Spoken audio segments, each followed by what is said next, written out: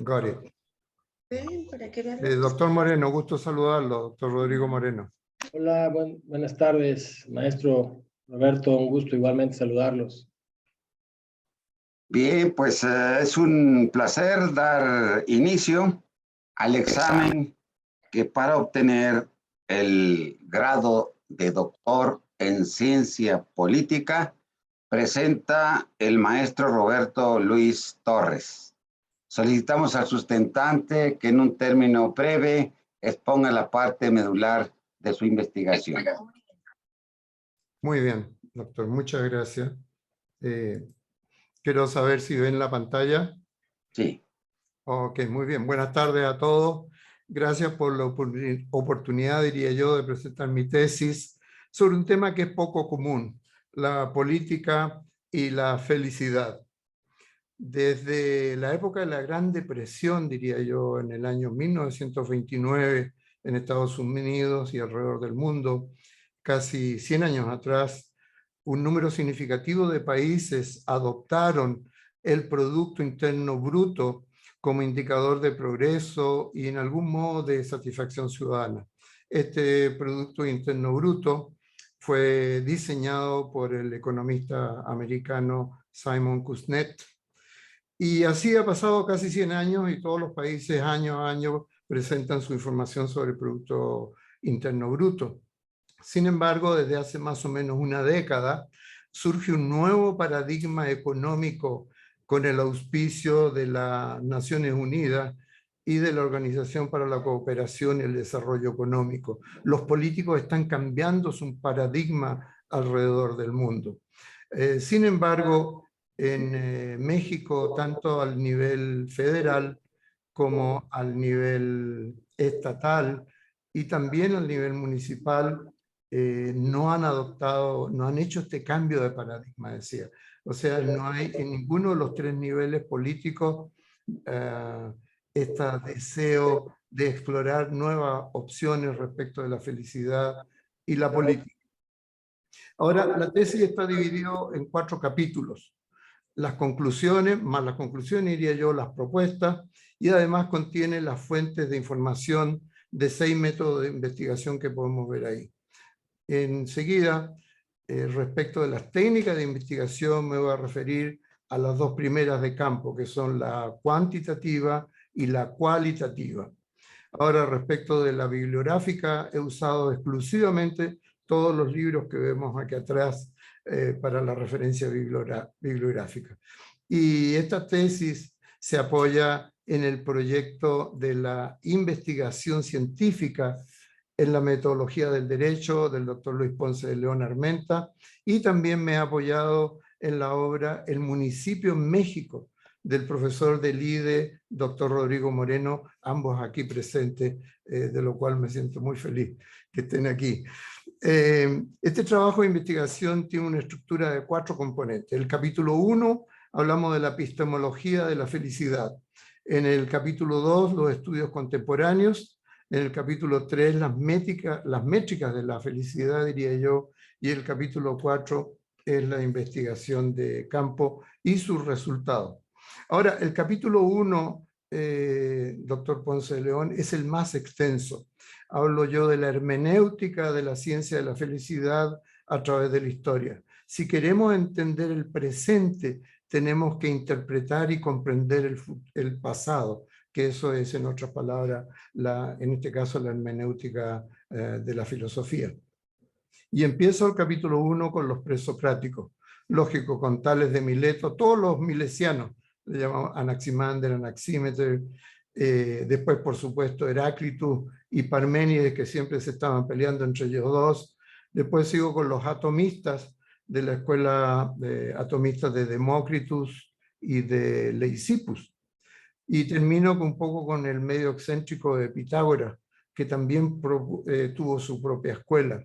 En los clásicos, ya 200 años más adelante, estudiamos a Sócrates, a Platón, también a Xenofón, que es muy importante, y Aristóteles. Nos basamos en la ética a Nicómano de Aristóteles, Y después, por supuesto, vimos con detalle a los estoicos romanos, empezando por Séneca, Misonius Rufus, que fue el director de la escuela estoica en la Roma antigua, y por supuesto Epictetus, el esclavo, y terminamos con Marco Aurelio, el emperador romano, uno de los 5 emperadores buenos que le llamaron, el último de la dinastía antonina.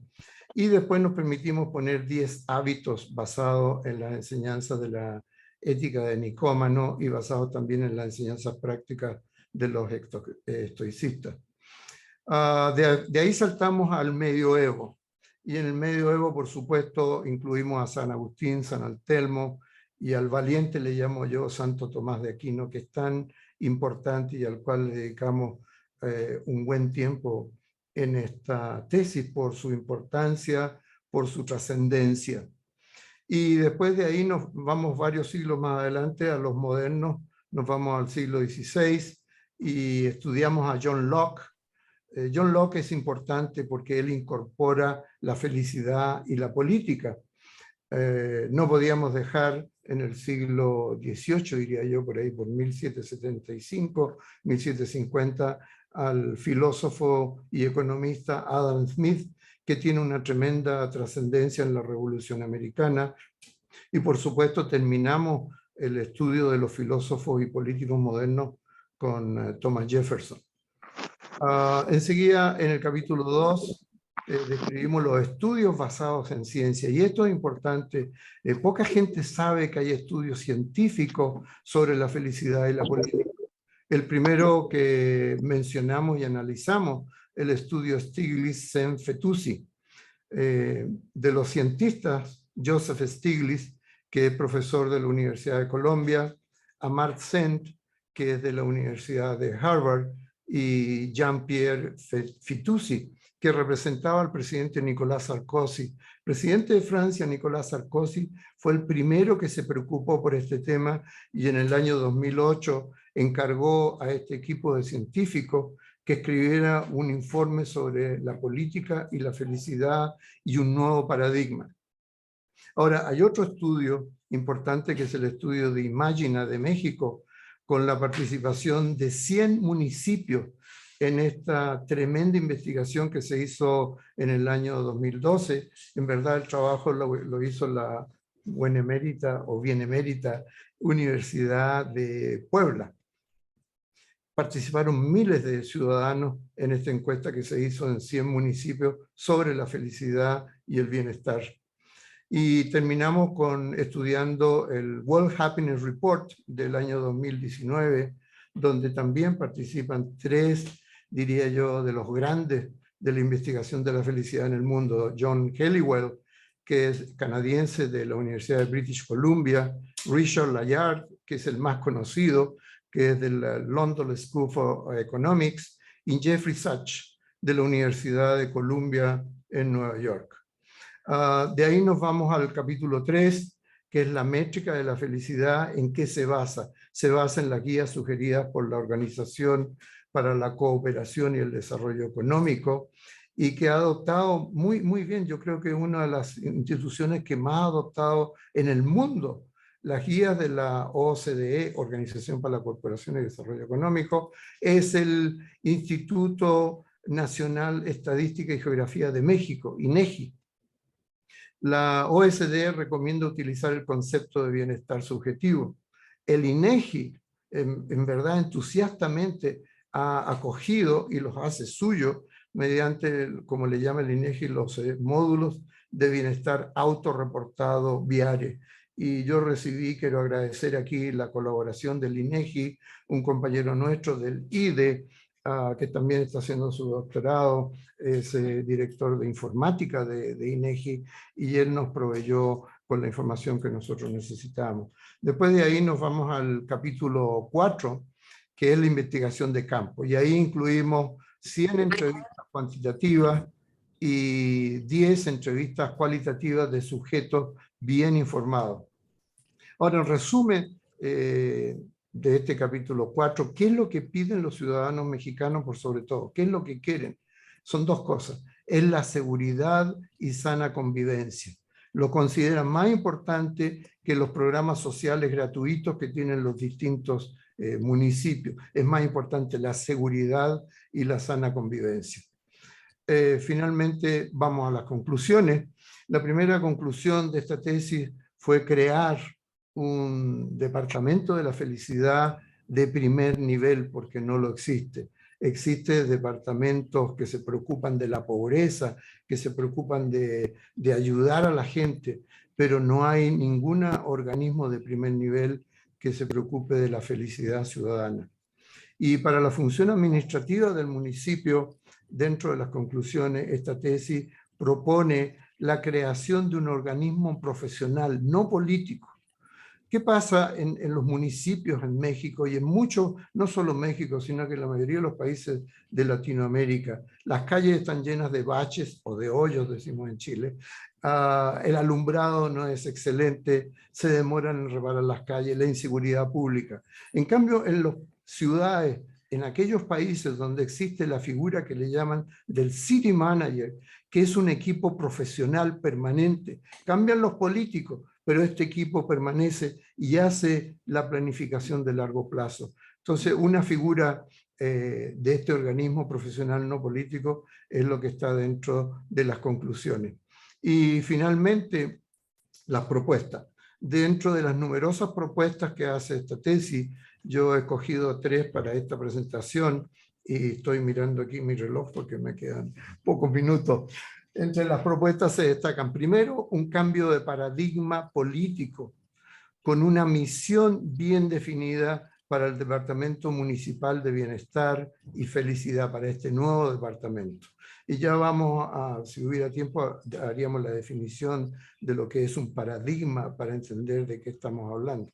En segundo lugar, dar a conocer el papel rector en Latinoamérica que tiene la Organización para la Cooperación y el Desarrollo Económico, OCDE. Poca gente sabe que la sede para Latinoamérica de este organismo internacional que depende de las Naciones Unidas está en México, la sede. Y hay solo 5 países que son miembros en Latinoamérica. Los países miembros son Chile, Colombia, Costa Rica y recientemente se incorporó Perú. Y México, por supuesto, que es la sede. Poca gente sabe de esto y de la labor que hace la Organización para la Colaboración y el Desarrollo Económico de México, con estudios estadísticos importantes que muy poca gente conoce. Y en verdad los estudios los hace el INEGI, que es el Instituto de Estadística y Geografía de México. En tercer lugar, promover, y yo creo que esta es una de las conclusiones o propuestas más importantes y con la cual yo me siento muy vinculado, que es promover la educación de las virtudes morales, no solo a los ciudadanos mexicanos, a la gente de las empresas públicas, por ejemplo, sino que también a la juventud a través de las universidades. Estas virtudes morales basadas en la ética aristotélica y en la eudaimonia de Aristóteles también, y por supuesto con las enseñanzas prácticas de los filósofos estoicos, para una mejor sociedad en México. Yo dedico la presentación de esta tesis a la memoria de mi mentor y tutor, el doctor José Dolores Ibarra. Muchas gracias por vuestra atención, doctor Ponce de León, doctor Moreno, doctora Lourdes. Quedo a sus órdenes para cualquier consulta que puedan tener o preguntas para mí. Muchas gracias. Muchas gracias. Continuamos. Me es grato invitar a la doctora María Lourdes Espinosa Plasencia para que continúe con el desarrollo de este evento. Adelante, doctora.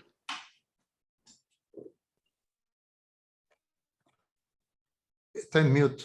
Su micrófono, por favor, doctora. Gracias, doctor, con mucho gusto. Un saludo respetuoso para usted y al doctor Rodrigo Moreno. Antes de iniciar esto, agradecerle al maestro la memoria que hizo respecto al doctor Ibarra. Le agradezco mucho, maestro. Es un gusto para mí participar en este evento.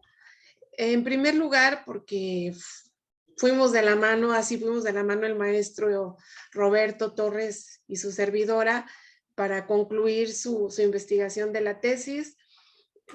Es un punto muy delicado el que él trata, porque si nos transportamos un poquito, él lo hizo a nivel municipal, pero si nos transportamos un poquito a lo que es a nivel federal, tiene mucha razón en su investigación. ¿Por qué? Porque él habla mucho y nos resalta mucho, hace mucho hincapié en que debe haber una felicidad ciudadana, políticas públicas respecto a la felicidad ciudadana. ¿En qué consiste esto? Cuando voy a poner ejemplos, por decir, cuando las personas están en alguna institución, independientemente de gobierno, sea una empresa, sean instituciones, cual sea, siempre se tiene que preocupar en que las personas estén contentas para que puedan desarrollarse y ser productivas en lo que trabajan o en lo que se desarrollan. Cuando los patrones o los encargados de las instituciones, por jerarquías, ni siquiera se preocupan un poquitito en que las personas estén plenamente felices con su trabajo, y eso no rinden igual, no producen igual, no es lo mismo. Bueno, aquí se me hace interesante el tema. Yo me lo planteé, si lo ponemos a nivel federal. Desgraciadamente la situación ahorita a nivel federal con nuestro representante, nuestro presidente, en parte maneja esa situación de una felicidad ciudadana para conseguir votos, para hacer lo que él pueda manejar dentro de la nación, ¿sí? ¿Qué pretende el señor, nuestro presidente, con la intención de tener felices a las personas?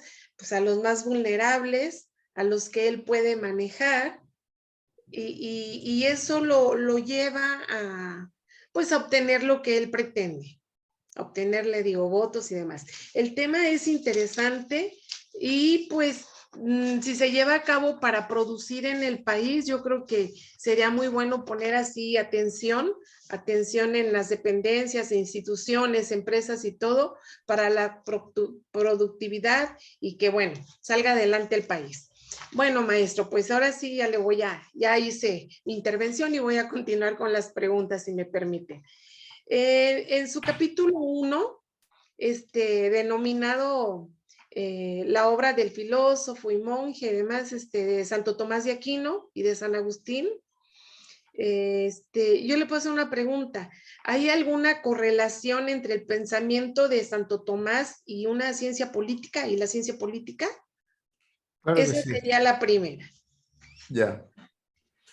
Claro que sí, que hay una correlación directa. Santo Tomás de Aquino es alguien muy especial y yo quisiera tomarme un par de minutos adicionales. A él le preocupaba el origen del Estado. Esa era la primera conexión que hay con la política. En segundo lugar, a él le preocupaba la relación Iglesia-Estado. Y en tercer lugar, le preocupaba la validez de las leyes del Estado. Pero esto no dice nada, doctora Lourdes, si no ponemos a Santo Tomás en el contexto histórico. Él nació en el año 1224, siglo XIII, que es un siglo sumamente importante porque en la Iglesia Católica hubo tremendos cambios en ese siglo. Él nació en 1224, 6 años después de la fundación de la Universidad de Salamanca, en España, una universidad muy antigua que ya cumplió los 800 años.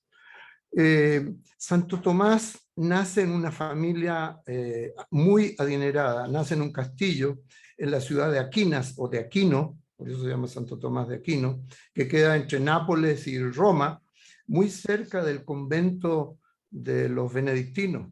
Recordemos que la orden de los benedictinos se funda en el año 529 después de Cristo, o sea, era una orden que cuando él nace ya tenía 700 años. Y estaba recién fundada la orden de los dominicos, o dominicos, como dicen algunos. La orden de los dominicos es de 1216. Y en ese siglo, Unos años después, en 1244, se funda una tercera orden, que es la orden de los agustinos. Y recordemos que en 1209, poco antes de la fundación de los dominicos, está la fundación de los franciscanos. Entonces, imagínense, en un siglo, en un corto periodo de tiempo, diría yo, en 44 años, la Iglesia Católica funda 3 organizaciones religiosas significativas, importantes. Entonces, ¿por qué pongo esto en el contexto histórico? Porque ¿qué pasaba a comienzos del siglo XIII, doctora Lourdes? Recién se traducía al latín los escritos de Aristóteles. Y lo primero que se tradujo cuando Santo Tomás era un jovencito, se tradujo Nicomachean Ethics, que es la obra más importante de Aristóteles sobre ética, que en español sería Ética a Nicómano. Nicómano era el hijo de Aristóteles. Él le dedicó la obra a él. Y se publicó también la obra política de Aristóteles. Entonces, el joven Santo Tomás de Aquino, a la edad de 16 años, como que él se educó en los benedictinos, le quedaba muy cerca Montecassino, de donde él vivía. Sus padres estaban emparentados con los reyes de Aragón y de Castilla y de Francia. Él era uno de 7 hermanos. Entonces, él entra a los dominicos y eso causó una tremenda convulsión en su familia, porque todos daban por enterado que él iba a entrar a los benedictinos, pero él entra a los dominicos, que es una orden de los padres predicadores, al modelo de los cynics de Antístenes, que eran de 1000 años antes, que predicaban una vida ascética, una vida de pobreza. Los benedictinos eran bien establecidos, ya tenían 700 años.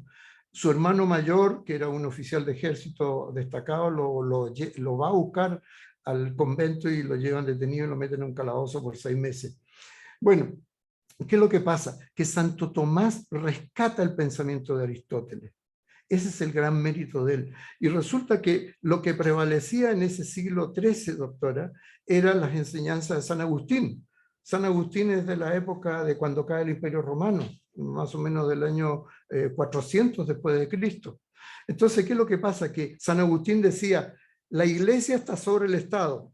Y Santo Tomás de Aquino dice, no, la iglesia tiene una coexistencia pacífica con el Estado, cada uno cumple su rol, y la autoridad del Estado, por eso que dije el origen del Estado, la autoridad del Estado viene de Dios directamente, no pasa por la iglesia.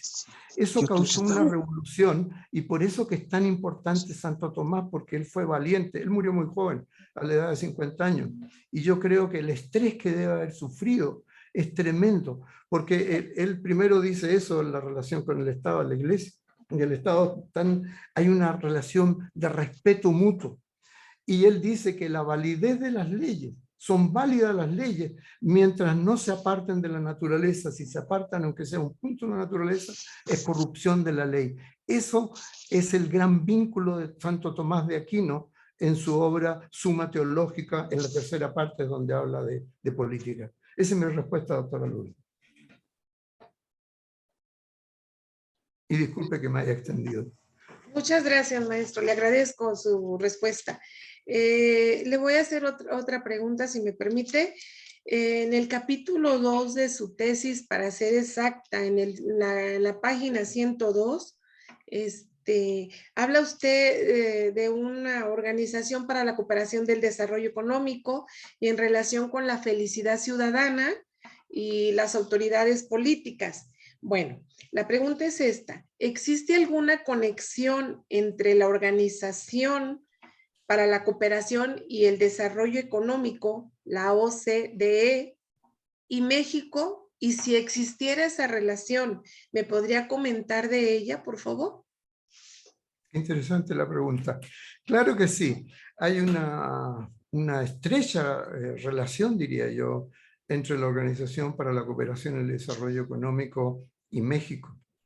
Hay un estudio del cual entramos en mucho detalle en la tesis, que es el estudio del World Happiness Report. Es del año 2019. El World Happiness Report es una organización dependiente de las Naciones Unidas que cada año, desde el año 2012, publica un reporte de la felicidad. Y lo curioso es que los países más felices de la Tierra no están en Latinoamérica, no hay ninguno. Los países más felices de la Tierra son los países más fríos, son todos los países escandinavos. En primer lugar siempre está Finlandia, que se disputa el lugar primero con Dinamarca. Finlandia, Dinamarca, Noruega, Suecia, Suiza, todos esos países nórdicos están entre los más felices porque tienen gobiernos más honestos y se preocupan de la felicidad de ciudadanos. No andan preocupados de combatir la pobreza, que es más bien un eslogan político que usan los políticos alrededor del mundo. Entonces, contestando su pregunta, doctora, en este informe del 2019, ¿y por qué en la tesis yo incluí el reporte del 2019, no del 2020 o 2021, que ya están publicados? Lo que pasa es que el reporte del año 2020 tiene muchísima información que distorsiona la realidad por la pandemia del COVID-19. Lo mismo hace el reporte del año 2021. Por eso se escogió el reporte del World Happiness Report. World Happiness Report significaría reporte o informe de la felicidad mundial. Eso es WHR. ¿Y qué es lo curioso? Ese reporte del año 2019 está redactado por 20 cientistas, 20 investigadores de las mejores universidades alrededor del mundo. Yo, para resumir, le voy a decir los tres primeros del primer capítulo, que son John Helliwell, que es canadiense de la Universidad de British Columbia. El segundo es Richard Layard, que es el más conocido, que es del London School of Economics. Y el tercero es Jeffrey Sachs, que es de la Universidad de Columbia en Nueva York. Ellos redactaron todo el primer capítulo. Este reporte, doctora, tiene 7 capítulos, el del año 2019. Y resulta que en ese primer capítulo hay algunas imágenes de la felicidad en el mundo. Y resulta que lo que destaca, y aquí está la conexión entre la OSD, WHR y México, que en ese reporte, y está en mi tesis, se publican 2 imágenes importantes, las más significativas, son de la felicidad en México. Y esa información la proporcionó el INEGI, que es el Instituto, ¿verdad?, Nacional de Estadística y Geografía de México. Y es más, el doctor Jeffrey Sachs y también el doctor Layard y el doctor Helliwell agradecen públicamente en el capítulo 1 y lo dice. Estas imágenes se las agradecemos al señor Gerardo Leiva. El señor Gerardo Leiva es el director de investigación del INEGI de México y él proporcionó esas imágenes y resultados de investigaciones que ha hecho el INEGI de la felicidad en México entre el año 2013 y 2018. O sea que hay una estrecha relación entre las Naciones Unidas, la Organización para la Cooperación y el Desarrollo Económico y el reporte del WHR del año 2019 y por supuesto México a través del INEGI. Esa sería mi respuesta, doctora. Gracias, maestro. Sí. Una última, y ojalá va a ser breve. Usted en su exposición trató un tema sobre la métrica de la felicidad ciudadana. Yes. ¿Podría citar algún estudio sobre la felicidad ciudadana en México? ¿O sería referente a lo que me acaba de explicar de lo del INEGI? No. Si es así, quedamos así. Son diferentes. Bien. Hay un estudio fantástico que se hizo en México y se hizo en el año 2012 y ese estudio lo diseñó el Departamento de la Felicidad de una organización de México que se llama Imagina o Imagina AC. Imagina diseñó una encuesta que se llevó a 100 municipios alrededor de todo México. 100 municipios, no 10 ni 5, 100, con la participación de 26.400 sujetos, si mal no recuerdo. Creo que son 26.400. En todo caso, el reporte completo está en mi tesis. Y esto es lo interesante, que diseñó las preguntas Imagina, pero el que hizo la encuesta, el que se dio el trabajo de entrevistar a estos 26.400 sujetos, fue la Benemérita Universidad de Puebla. el doctor Mariano Rojas es el investigador que los resultados los publicó basado en un análisis de correlación econométrica, porque eran muchísimos participantes, 100 municipios alrededor de todo México. Entonces se usó la escala que se llama Likert. La escala Likert es esa que cuando vamos en un restaurante, un baño, y hay tres caritas, una carita triste, una carita alegre, y preguntan qué tan limpios están los baños. Esa es una escala Likert. O cuando uno hace una encuesta y le dice estoy medianamente satisfecho, disatisfecho, medianamente, muy satisfecho, extremadamente satisfecho. Entonces, esta encuesta, Imagina la diseñó con 7 preguntas, desde extremadamente insatisfecho hasta extremadamente satisfecho. Fue un trabajo enorme que se realizó entre el mes de agosto y octubre del año 2012. Y esto es lo interesante, que entre paréntesis la escala Likert se llama así, doctora, en honor al profesor de psicología de la Universidad de Michigan, que era el doctor Rensis Likert.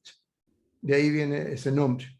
Ahora, lo interesante es que las ciudades más infelices de México son, a ver si me acuerdo, Ciudad Juárez, Culiacán, Mazatlán y Chihuahua.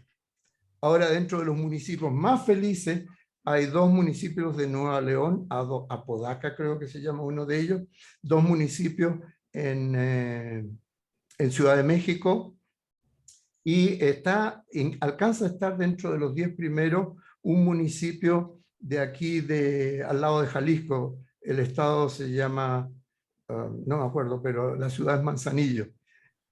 Manzanillo está en el estado de, ya se me olvidó en qué estado está Manzanillo, disculpe. Sí, cuidado. ¿Ah?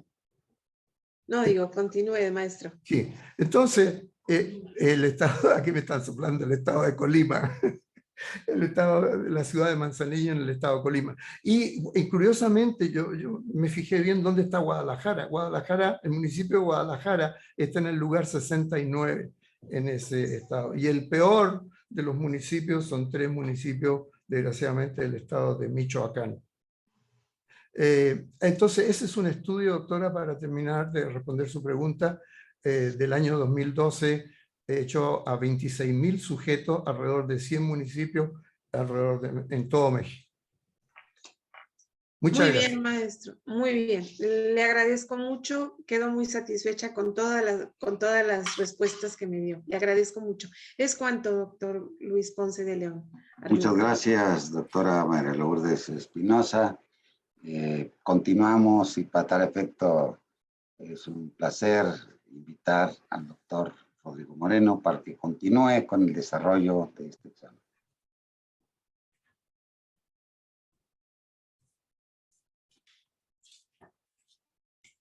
Muchas gracias, señor rector. Un gusto de nueva cuenta saludarlos. Doctora Lourdes, un gusto también saludarle y coincidir con usted en este sínodo.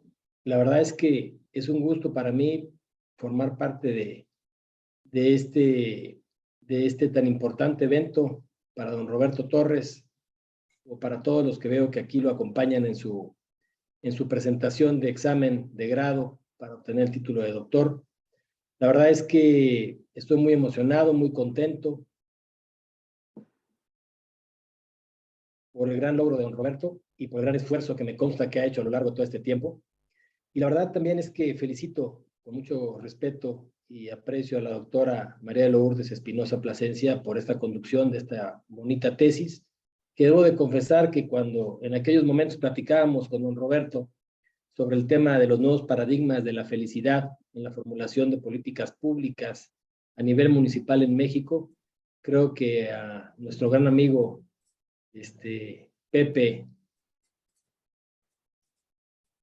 y a los que nos platicaba este ejercicio se nos hacía algo como raro a escuchar este tema de la felicidad involucrado en temas políticos y municipales, y revisando a profundidad la tesis tan bonita que está trabajando, que trabajó el doctor Torres, el maestro Torres. La verdad es que veo que está la dimensión multidisciplinaria de la ciencia de la felicidad, la epistemología de la felicidad, el estoicismo y la felicidad, la propia, tiene ahí a los pensadores clásicos de tanto de la Edad Media como de la Edad Moderna, y también continúa en este capitulado que tiene conformado por 4 grandes capítulos en su tesis, con los antecedentes políticos de la felicidad, la ciencia de la felicidad y la felicidad pública. Y a mí se me hace un trabajo realmente importante, vasto, muy ilustrativo y novedoso. Por eso me parece que le queda muy bien el tema de los nuevos paradigmas de la felicidad. Y en ese ejercicio, aparte de felicitarlo por llegar hasta esta etapa, maestro Torres, yo le quiero hacer 3 preguntas en 9 tiempo, y esas preguntas me voy a concentrar, si usted me lo permite. Le voy a hacer mis planteamientos y usted me los contesta en el orden que usted considere oportuno hacerlo. Como ya les dije hace un momento, el título de esta tesis dice Nuevos paradigmas de la felicidad en la formulación de las políticas públicas a nivel municipal en México. Esta afirmación, maestro Torres, yo quisiera pensar que supone una correlación entre la felicidad y la política. Entonces, mi primer cuestionamiento sería, si existe este paradigma, ¿cuál es la conexión o la relación entre la propia felicidad y la política? 2, mi segundo cuestionamiento sería, siguiendo con esta línea de pensamiento, ¿podría elaborarnos, decirnos o plantearnos algunos antecedentes históricos de la aplicación de esta relación entre la propia política y la felicidad, si es que ya lo hay, si lo hubiera? Y finalmente, mi tercer y último cuestionamiento sería que ya que una vez usted menciona al municipio en el título de la tesis, ¿podría elaborarnos o podría decirnos sobre sus orígenes y por qué escoge el nivel municipal y al final del camino, en su trabajo, en su tesis doctoral, lo enfoca en el municipio de Tlajomulco de Zúñiga, Jalisco? Esos serían mis cuestionamientos. Maestro Torres, por favor. Muchas gracias. Muchas gracias, doctor Rodrigo Moreno, por su pregunta. Tomé nota aquí. Voy a partir con la primera, en el mismo orden diría yo. Usted me pregunta sobre el título de la tesis, y en el título decimos nuevos paradigmas. En verdad lo que habría que hacer es definir qué significa la palabra paradigma. Y la mejor definición que yo he visto a través del tiempo es la que nos daba el gran maestro y padre de la administración moderna, Peter Drucker. En clase a nosotros los alumnos nos decía, un paradigma es el conjunto de supuestos, valores y creencias y prácticas que determinan una manera de ver una realidad, determinan la manera de ver una sociedad. Eso es el paradigma, el conjunto de valores, creencias, prácticas. Y él decía, si los supuestos están equivocados, todo lo que sigue va a estar equivocado. Y eso es lo que pasa con nuestros políticos, que no tienen un paradigma. Están pensando en la próxima elección. Entonces, teniendo en cuenta esta definición de paradigma, la pregunta suya, doctor Moreno, me dice la relación, la conexión entre política y felicidad. Y yo creo que la conexión quedó escrita y cimentada hace 2400 años atrás. Hace 2400 años atrás, Aristóteles, uno de los filósofos clásicos que era discípulo de Platón, y Platón a su vez era discípulo de Sócrates, Aristóteles en su escuela, en su academia que llamó el Liceum, enseñaba a sus alumnos que la ciencia dominante que estudia el bien superior es la ciencia política. Si analizamos esta frase, la ciencia dominante, ¿qué quiere decir Aristóteles cuando escribe la ciencia dominante? En inglés dice the ruling science, o sea, la ciencia que manda, la ciencia soberana, la que está por toda la ciencia dominante, que estudia el bien superior. ¿Qué quiere decir el bien superior, Aristóteles? Aristóteles dice que todo lo que nosotros hacemos todos los días y a lo largo de nuestra vida es buscando algún bien, con algún fin. Todos buscamos la felicidad, que la culminación de todos esos bienes o todos esos fines nos lleva a lo que él llama la eudaimonia.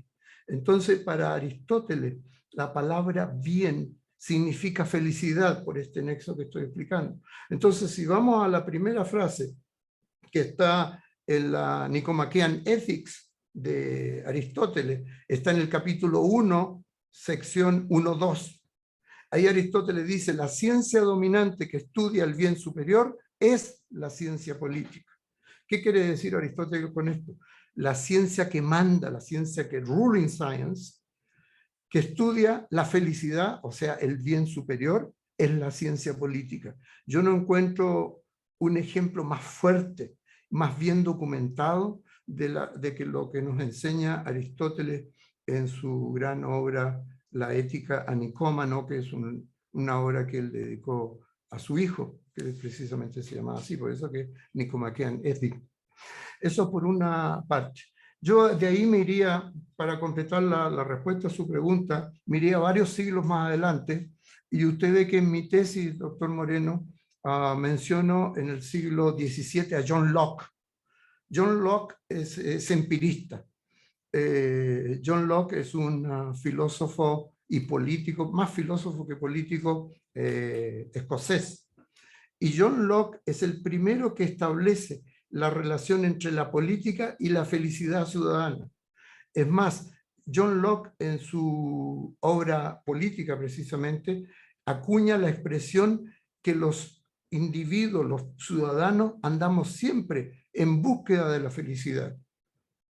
Entonces ahí tenemos dos ejemplos de la relación o la conexión entre felicidad y política, y me he ido miles de años para atrás y he vuelto para adelante al siglo, digamos, a la segunda mitad del siglo XVII, donde está John Locke y lo mismo David Hume, por supuesto, que también era otro filósofo empirista británico.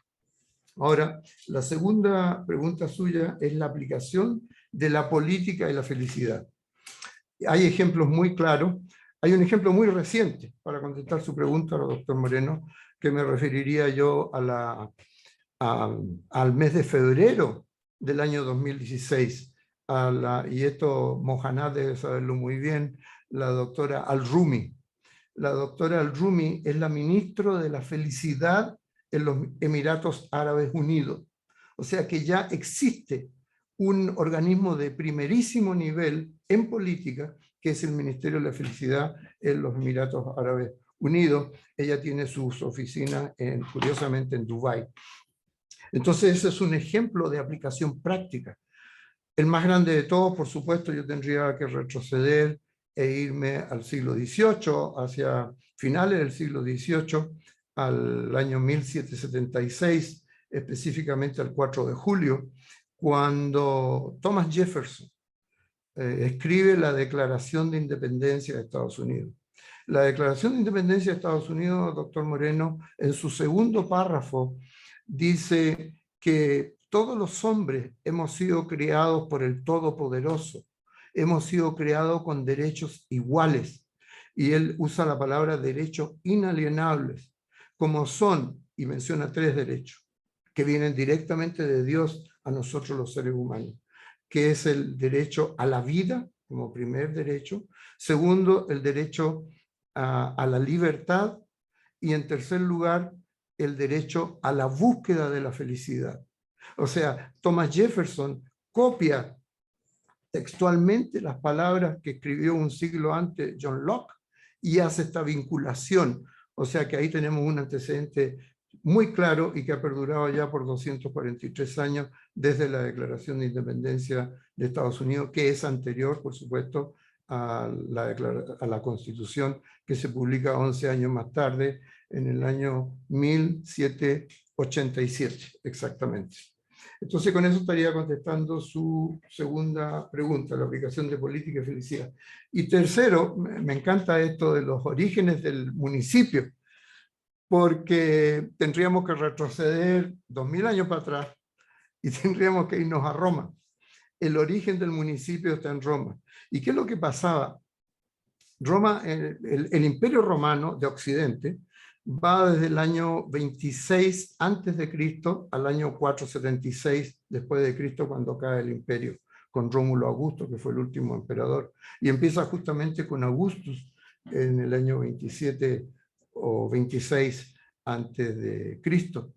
Pero hay un periodo en el Imperio Romano que es de expansión, y ese periodo es la primera, todo el siglo de nuestra era, que empieza con los 5, ¿cómo le llaman? Los 5 emperadores buenos, que empieza con Nerva.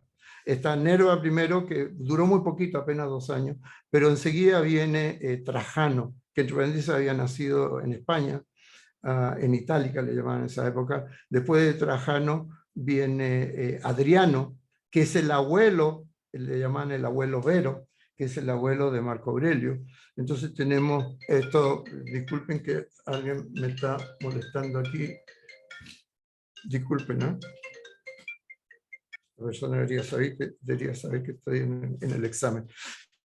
Entonces tenemos esos 5 emperadores buenos que fueron Nerva, Trajano, Adriano, después viene Pío, por supuesto, y después viene Marco Aurelio, que es el más famoso de todos. Entonces, este Antonino Pío es el padre de Marco Aurelio. En esa época se expande el Imperio Romano, me distrajo, se expande el Imperio Romano por toda Europa, y ellos tenían un ejército regular muy bien equipado, muy bien organizado, pero no tenían el apoyo administrativo, y es ahí que surge la institución del municipio, institución que no tuvieron los griegos. Los romanos sí lo necesitaban porque necesitaban a alguien que administrara los aedes, los edificios. De ahí viene la palabra ediles, adeles o adeiles. Y también que colectara los impuestos. Finalmente, para terminar con la respuesta, ¿por qué los griegos no tuvieron la figura del municipio? Porque los griegos tenían ciudades, estados independientes. Atenas era uno, Esparta era otro, Samos era otro, Mileto era otro. Son estados independientes, esas ciudades, que tenían lógicamente una manera de participar que era fantástica. Por ejemplo, si tomamos Atenas, la democracia era increíble porque tenían la asamblea democrática, no delegaban en políticos, por ejemplo, la creación de nuevas leyes. Todos los ciudadanos participaban y votaban directamente. Eso sí era una verdadera democracia. Entonces, ese es el origen del municipio, está en verdad en Roma. Y la otra pregunta, del municipio. Bueno, el primer municipio en México data de 1519, en Villarrica, creo que está en Veracruz. En 1519, Hernán Cortés crea el primer municipio, que lo llamó Cabildo, porque era el modelo español, en el año, como dije, 1519. Ahora, el título quinto, artículo 115 de la Constitución Política de México del año 1917, establece la figura jurídica del municipio. ¿Y por qué escogí un municipio como Tlajomulco de Zúñiga? Esto lo saqué de un libro que se llama El municipio en México, escrito por el doctor y profesor del IDE Rodrigo Moreno Trujillo. Y el doctor Moreno dice que el municipio es una institución básica, creo que estas son las palabras textuales, institución básica de la vida nacional. Y porque es el organismo que está más cerca de los ciudadanos, más cerca del pueblo. Ya el nivel estatal está más lejos y en el federal mucho más lejos. Y por este organismo político que está más cerca de la ciudadanía, es por eso que yo lo escogí, doctor Moreno. Esa sería, en síntesis, mi respuesta a sus 3 preguntas. Muchas gracias. Muchas gracias, maestro Torres. Por mí es cuanto, señor rector. Muchas gracias. Muchas gracias, doctor Rodrigo Moreno. Pues antes que nada, pues una felicitación por el esfuerzo que entrega aquí el maestro Roberto Torres a la sociedad aquí representada por el sínodo, y muy evidente, representada por todos y cada uno de los que nos acompañan en esta tarde, pues Jaime, Trini Terrazas, Gilberto Ibarra, Mohamed Al-Badi, Magali Cortés, Viviana Torres, Teresa Torres, Clemen González, Carmen Orozco, Harold Cónsul, Harold Reyes.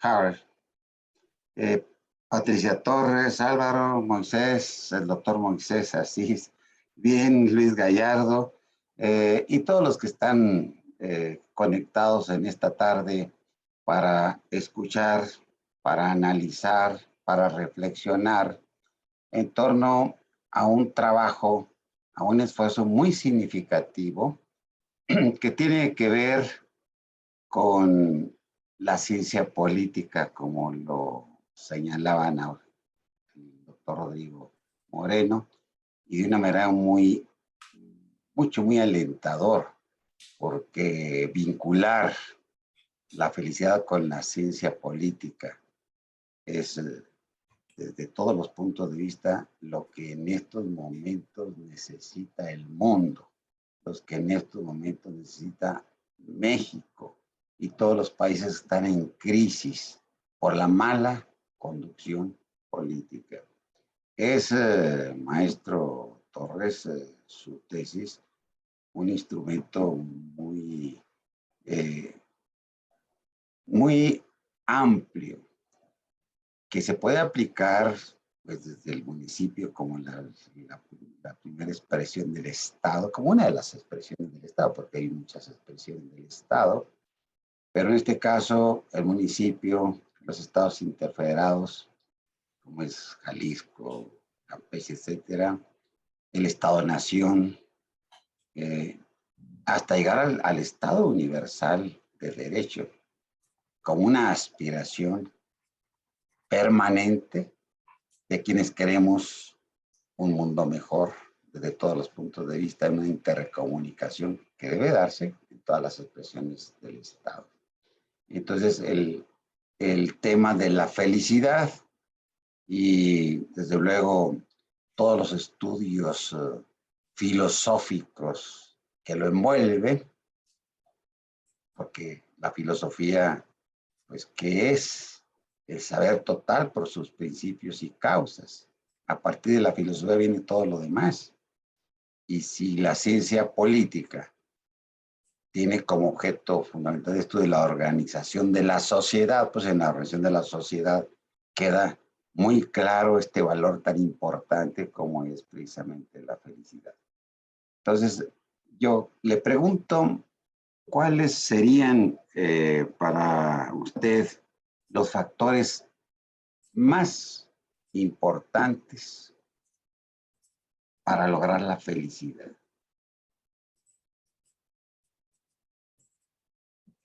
Los actores, perdón, doctor. Los factores.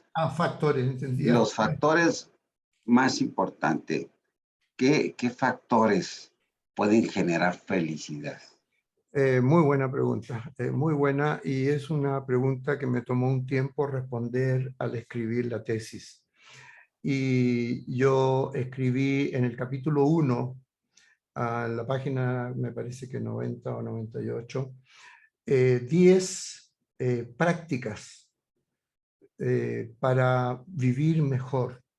¿Cuál es el problema que tenemos todos nosotros? Todos nosotros andamos en búsqueda de la felicidad, pero en verdad no sabemos dónde encontrarla, no sabemos dónde buscar.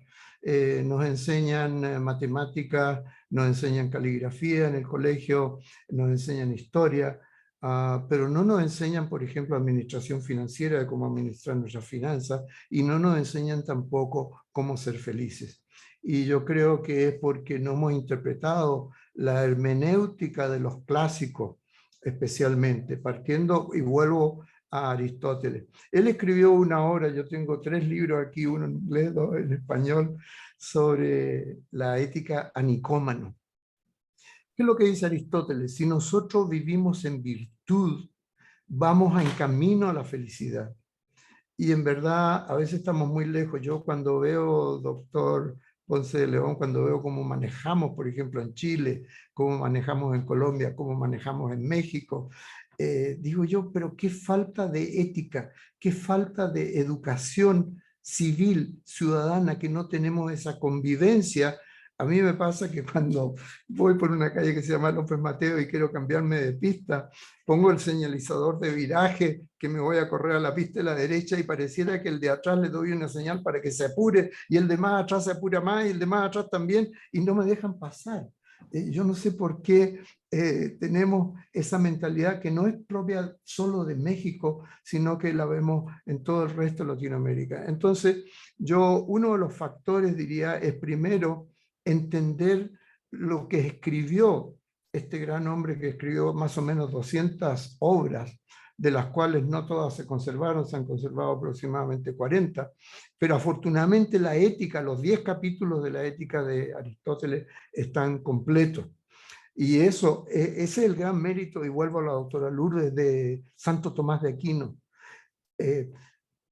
Aristóteles estuvo prohibido por muchos años y Santo Tomás rescató las enseñanzas de Aristóteles. Y hay otra enseñanza, doctor Ponce de León, que para mí, ya de ahí saco varios factores, que es la de los estoicos. Los filósofos estoicos es una corriente filosófica que empezó en el siglo III antes de Cristo, la fundó Zeno de Citium. Él era de la ciudad de Citium, era fenicio, y él fue medio alumno de Platón, medio alumno de Aristóteles, fue a la escuela con los cínics de Antístenes, y también no le gustó, se fue a la escuela de los siriánicos de Arístipus, que predicaban el hedonismo. Los cínicos predicaban la vida ascética de no tener nada, como los monjes. Entonces, esta gente por 800 años, los estoicos existieron hasta la caída del imperio, como dijimos, en el año 476 después de Cristo. Ellos se dedicaron a pensar cómo podemos ser más felices, cómo manejar la rabia, cómo manejar la ira. Por ejemplo, ellos decían que la rabia y la ira era insanidad temporal. Entonces ellos nos enseñaron reglas. Y en esta tesis, doctor, yo me di el trabajo de escribir 10 sugerencias prácticas de cómo podemos ser más felices. Le nombro 3 para empezar. Factores le llamamos, ¿verdad? Estos son hábitos como los músicos practican, yo toco el violín, por eso siempre saco ejemplo los músicos practican y mientras más practicas se hace mejor. Si nosotros practicamos el hábito de la actitud, ese es un hábito. El hábito de la actitud, ¿qué es la actitud? Es cómo respondemos a los eventos que nos ocurren en la vida. Ya a todos nos ocurren cosas muy malas a veces, cosas terribles, especialmente de salud o de pérdida de un ser muy querido. Entonces ellos decían, especialmente Epictetus, yo creo, él era esclavo, él nació esclavo y lo liberaron cuando murió Nerón, porque era un tipo muy inteligente. Y él no escribió directamente, sino que lo que escribió fue un discípulo de él que se llamaba Arrián, y él escribió todas estas factores que usted me pregunta, que yo le llamo hábitos, estos 10 hábitos. Uno es la actitud, otro es el perdón. Por Dios que es difícil perdonar. A nosotros nos cuesta mucho, sobre todo perdonar a un ser querido. Entonces, yo doy en la tesis, explico estos 10 hábitos para una vida mejor. Entonces, entre ellos incluyo los modales, el respeto y la cortesía, especialmente en nuestro hogar, con nuestros seres más queridos. Empecemos con nuestros buenos modales, con la esposa o con la pareja o con nuestros hijos. Entonces estoy nombrando así rápidamente la gratitud, la actitud, el perdón, y hay una costumbre que me encanta que la practican los italianos, que se llama il dolce far niente. Il dolce far niente, doctor, es la dulzura de no hacer nada, pero sin sentir culpabilidad. Y de eso podría extenderme muchísimo más. Muchas gracias por su pregunta.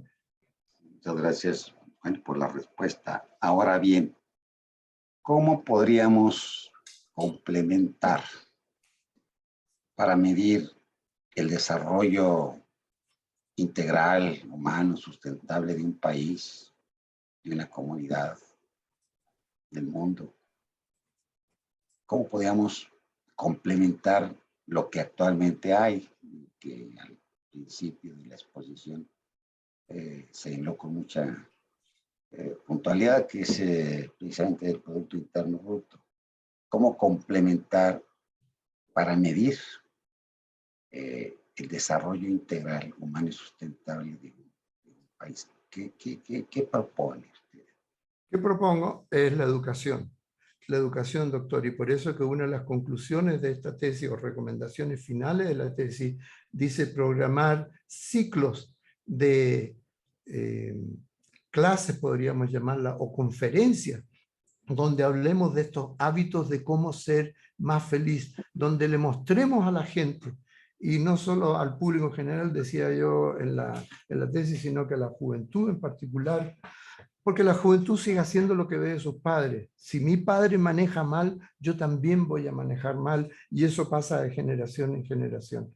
Entonces yo creo que, respondiendo a su pregunta, cómo complementar el desarrollo de una comunidad es a través de la educación en todos los niveles posibles.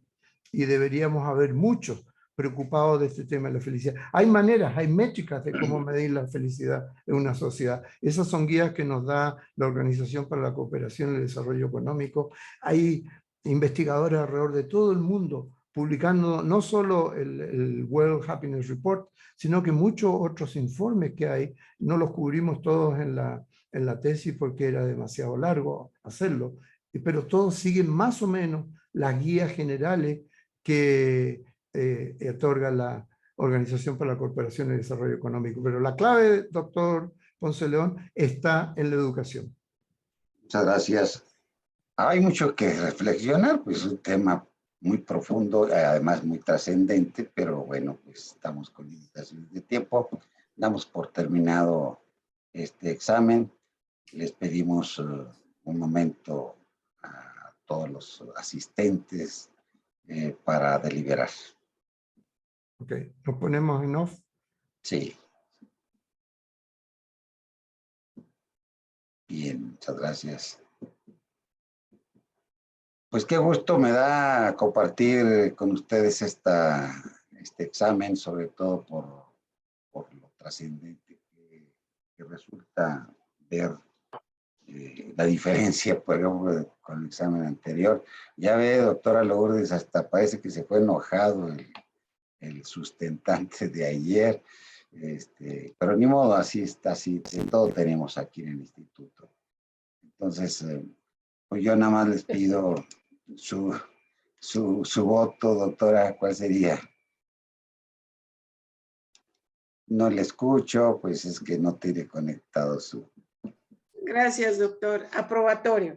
A ojos cerrados, sí, claro que sí.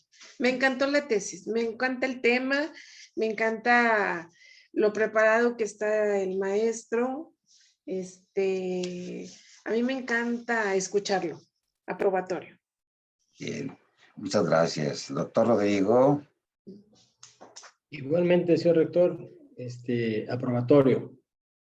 Bueno, entonces, pues damos por aprobado este examen y pues nos da mucho gusto. Pues ya ven que tenemos limitación de tiempo, ya estamos sobre el siguiente examen. Entonces, pues yo le pido por favor a la secretaria académica que sea tan amable en ya avisarles. Sí, doctor. De todos. Gracias.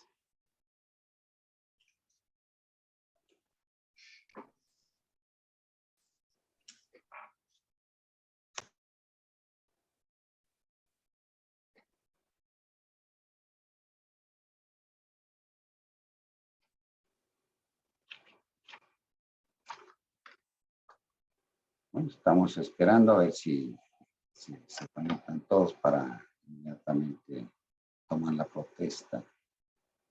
Me parece que ya tenemos un buen número de conectados. Bien, damos a conocer el resultado de este examen y para tal efecto pedimos al secretario de este sínodo, al doctor Rodrigo Moreno Trujillo, que sea tan amable en dar lectura a el acta correspondiente. Muchas gracias, señor rector. En la Ciudad de México, a las 19:30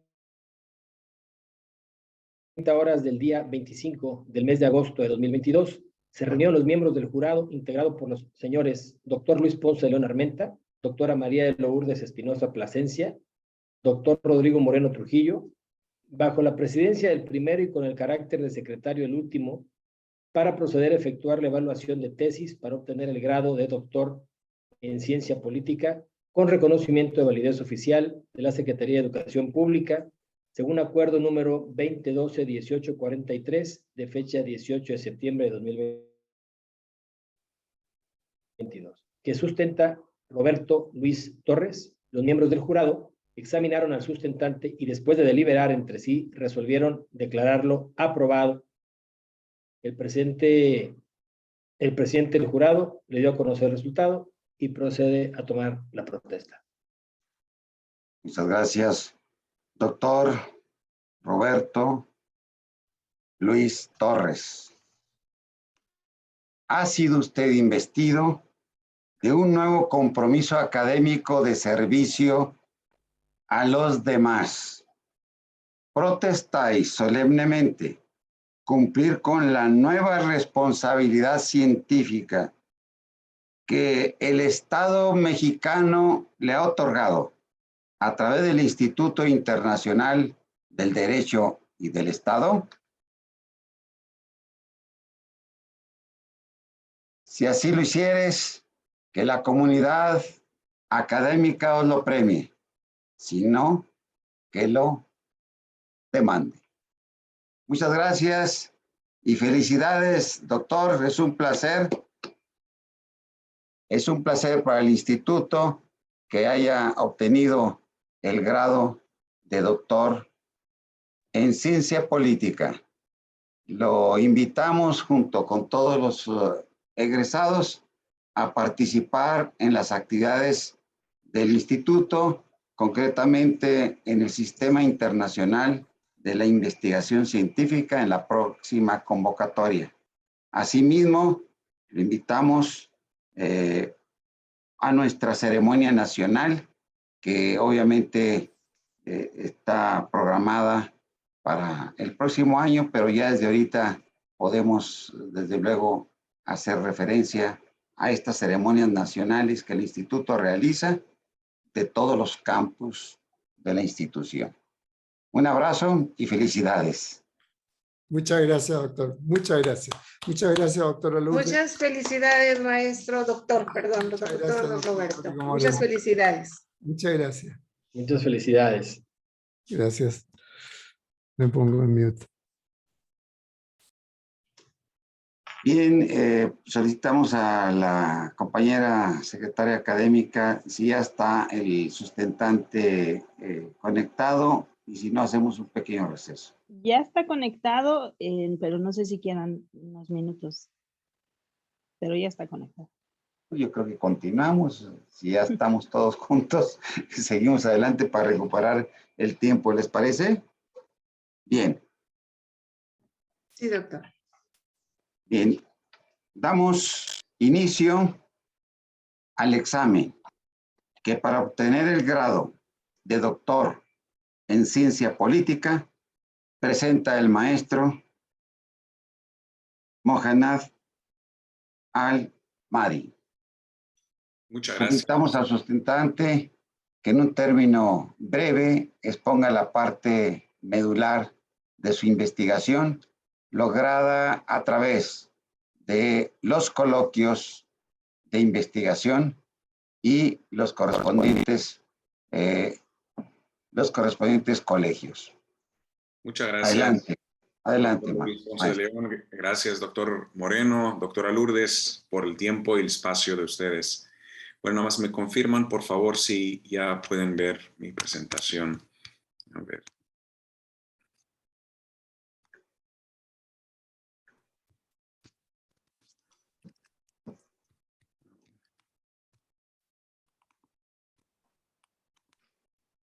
Listo. Quiero preguntar si ya pueden visualizar. Sí, ya está. Bueno, para iniciar, pues la tesis se ha tratado de una fenomenología ética de la inteligencia artificial desde una perspectiva de los derechos humanos. Ya veremos por qué son los derechos humanos y sobre todo por qué vamos a enfocarnos también en estos criterios. Y por supuesto es el caso de México a partir de un análisis comparativo con otras estrategias nacionales para la regulación de esta tecnología. Bueno, antes que cualquier cosa me gustaría que podamos aterrizar un piso conceptual y entender qué es la inteligencia artificial. Porque es importante entenderlo. De hecho, es uno de los retos más importantes que van a enfrentar, o severamente, que digamos, de los retos más grandes que podría enfrentar México, que hoy en día se llama el analfabetismo digital. Muy poca conciencia en cuanto al alcance y los riesgos de esta tecnología. Bueno, de forma esquemática, la inteligencia artificial es una tecnología que emula la capacidad o la inteligencia humana. Por ejemplo, esta tesis, a la hora de elaborarla, pues tuvimos que alimentar el cerebro de tanta información para encontrar patrones y reglas y al final llegar a resultados y conclusiones. Entonces, lo mismo sucede con los algoritmos o, digamos, la inteligencia en sílico. Pues se alimenta con todo tipo de información y hoy en día cualquier cosa puede ser información digital. Por ejemplo, los clics, los likes, las fotos, los videos, datos biométricos, todo esto se podría alimentar a una inteligencia magnificada, pues es la inteligencia artificial, en donde se pueden encontrar reglas y patrones para al final hacer recomendaciones o incluso poder tomar decisiones autónomas en la misma tecnología. Por ejemplo, otorgar un crédito, votar, escoger una pareja, seguros, la admisión a la universidad, corrección automática. La inteligencia artificial la vemos incluso todos los días y está con nosotros todo el tiempo. Bien, ahora lo que se observa es que la inteligencia artificial es un fenómeno global y sistémico. ¿Qué significa esto? Que no existe ninguna industria, ni un país, ni una persona exenta de ese impacto de la inteligencia artificial. Y además, el crecimiento de esta tecnología ya no es lineal, creciendo el mismo porcentaje cada año, sino lleva una función exponencial. Ahora, dicho esto, cualquier empresa, México en su totalidad y cualquier ciudadano puede ser objeto de una decisión de este sistema autónomo. Ahora, para dilucidar mejor el concepto, por qué y la razón por la cual se escoge los derechos humanos como los criterios para la regulación de esta tecnología, pues primero es que porque ya gozan de una aceptación internacional. Ya hay unas décadas de colaboración y además funge como una guía clara para que pueda establecer las responsabilidades del gobierno para regular esa tecnología. Bien, ¿cuál es el problema? En cuanto a, o sea, México tiene una estrategia nacional para la regulación y el aprovechamiento y la adopción de la inteligencia artificial. No obstante, parece ser importada o trasplantada de otras estrategias. ¿Qué quiere decir esto? El problema es que no parece esta estrategia ni ser basada en la realidad de la problemática que vive México, tampoco para responder o mitigar estos retos que estamos viviendo en esta realidad. Y cuando hablamos de la Red de México, igual a lo mejor sí podemos, a la hora de las preguntas, para no tardar más tiempo, pero son problemas que nosotros sabemos muy bien, vivimos en el seno de la inseguridad, la corrupción, la impunidad, la falta de conectividad, discriminaciones y desigualdades. Parece que no se han tomado en cuenta a la hora de realizar esta estrategia. Ok. Ahora, entonces la pregunta es, ¿cuáles son los puntos que se deberían de considerar en la Estrategia Nacional Mexicana para aprovechar el poder de la inteligencia artificial al mismo tiempo responder a los desafíos del país? Es una pregunta que motivó la tesis y muchos de los trabajos que estoy haciendo ahora, incluso en mi labor de divulgación. La hipótesis es la siguiente, es que la disrupción y el potencial que propicia la inteligencia artificial no podrá garantizar un beneficio para México ni proteger los derechos de sus ciudadanos mientras que el diseño no se realice en colaboración con el sector privado, la academia y que las estrategias no se basen en las problemáticas particulares en México. En pocas palabras, si seguimos trasplantando estrategias que corresponden a otros contextos que no sean los contextos nacionales, esta misma estrategia siempre va a aparecer como un conjunto de papeles que al final van a resultar contraproducentes. Porque aquí se aplica la premisa del darwinismo, no es el más inteligente y el más fuerte que sobrevive, sino que quien mejor responde a su entorno, quien mejor se adapta a este entorno. Y entonces, pues bien podemos adoptar la inteligencia artificial e ir tan lejos en poco tiempo, o bien podemos quedar relegados atrás en poco tiempo. Muy bien. La estructura de la tesis está dividida en 4 capítulos. La primera es el origen y la ontología de la inteligencia artificial, en donde exploramos la definición y la evolución de la inteligencia artificial. 2, la ética de la inteligencia artificial, pues es el tema medular. Y 2, se realiza un análisis comparado entre las diferentes estrategias nacionales de diferentes países, sobre todo los protagonistas, como Europa, Estados Unidos, China, y luego, por supuesto, se analiza a partir de ello el caso de México. Al final, se realizó una investigación de campo y llegamos a conclusiones y propuestas. ¿Cuáles son estas? La primera conclusión es que pues sabemos que la tecnología va cada vez a un paso más acelerado, pues es un paso de un ritmo, incluso puede llegar a ser exponencial, y lo hemos visto. Pues los años del 2006, por ejemplo, al 2016, han pasado mucho más cambios de lo que han pasado, por ejemplo, del 86 al 96. Cada vez estamos viviendo más cambios en menos tiempo. Entonces, la reflexión ética y los mismos modelos de gobernanza y regulación deberían de encontrar modelos que pueden ir a la par con el avance tecnológico. 2, pues bueno, y eso es lo que hemos reiterado, que la Estrategia Nacional Mexicana no debe de ser trasplantada de otros países porque simplemente son los protagonistas o porque parece sofisticada, sino partir del diseño desde las mismas problemáticas que estamos viviendo aquí en México. 3, el estudio de la dimensión ética de la inteligencia artificial nos obliga. Ahora, ¿por qué es?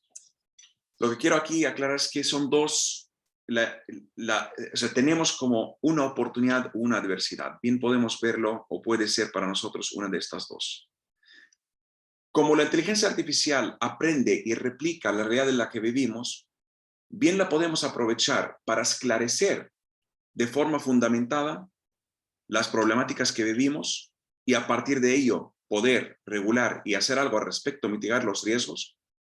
O si lo dejamos a la deriva, solamente va a exacerbar las problemáticas y abrir más las grietas que vivimos. La grieta entre el rico y el pobre, las grietas que vivimos en la sociedad como problemas. Bien, ¿cuáles son las propuestas? Pues al final, como comentó el maestro Roberto, el doctor Roberto, ahora, todo cae como un punto medular o punto radical pues, en la educación. Entonces, una de las propuestas que se sugieren es capacitar a empezando con los funcionarios públicos, sobre todo con los líderes, para entender cuáles son los alcances y los riesgos de esta tecnología. ¿Cómo vamos a regular algo que no lo entendemos? 2, la oportunidad no solamente para entender o saber cómo regularlo, sino que también está la oportunidad de que el mismo gobierno adopte esta tecnología en servicio a la ciudadanía y para lograr sus objetivos a favor de ellos. 3, las campañas de comunicación. Dado que tenemos un alto grado de analfabetismo digital, muchas personas conocen cuáles son los riesgos y las implicaciones de la utilización de esta tecnología. Entonces, lo que se recomienda es que puede haber un canal, un diálogo constante con la ciudadanía para concientizar acerca de los beneficios y riesgos de la inteligencia artificial. 4, sabemos que pues, no podemos parar las olas del mar, pero siempre la podemos aprender a surfear. Lo que sí es que vivimos en un entorno tecnológico y no lo podemos parar. Entonces el punto es que la pregunta no es nada más cómo regularlo, cómo podemos impulsarlo de forma democrática. ¿sí? ¿Cómo podemos impulsarlo? Manteniendo la ética en la implementación. Y para ello pues, se sugiere generar que el gobierno puede facilitar y permitir los experimentos de parte de la industria en un ambiente, ya, por supuesto, controlado y con áreas bien definidas. Al final, y partiendo de la premisa que no hay nadie mejor que todos juntos. No hay nadie mejor que todos juntos. Pues que si queremos aprovechar al máximo esta tecnología, pues entendamos que las coaliciones, los comités, la alianza, la colaboración entre la academia, la industria, incluso con otros gobiernos, es la respuesta, tanto en la educación como la alianza. Bueno, pues quisiera dedicar primero, por último, esa presentación para el doctor José Ibarra Delgadillo, paz descanse, y por supuesto quiero nada más hacer una mención rápida, que si no fuera por mi amigo Roberto, no hubiera iniciado y no hubiera terminado esta tesis. Y también la doctora Lourdes, mucho de su paciencia, a pesar de las adversidades que estaba viviendo, siempre tuvo paciencia con nosotros, siempre tuvo un gran seguimiento y mucho acercamiento. Así que también les agradezco. Bien, muchas gracias. Vamos a continuar con el desarrollo de este evento académico. Para tal efecto, solicitamos la participación de la doctora María Lourdes Espinosa Plasencia. Adelante, doctora. Gracias, doctor, con muchísimo gusto. Es un honor. Bien, lo que menciona el maestro Mohanad en su presentación tiene mucho que ver en la actualidad, en nuestra situación en México, en el entorno en que vivimos.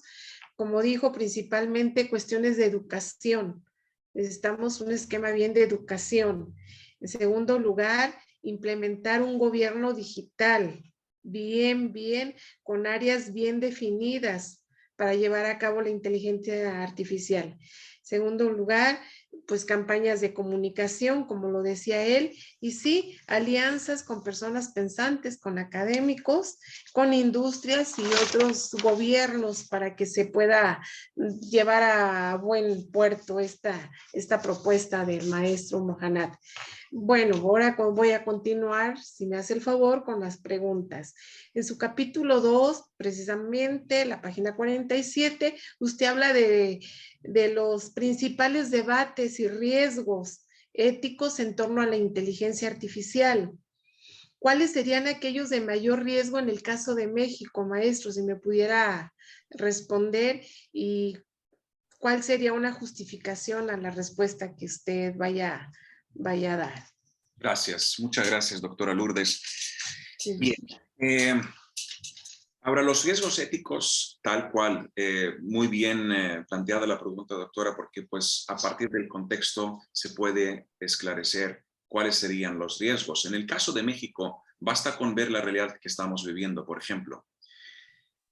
Sabemos que existen discriminaciones y desigualdades, y quiero justificar con números esto. Por ejemplo, el Consejo Nacional para Prevenir la Discriminación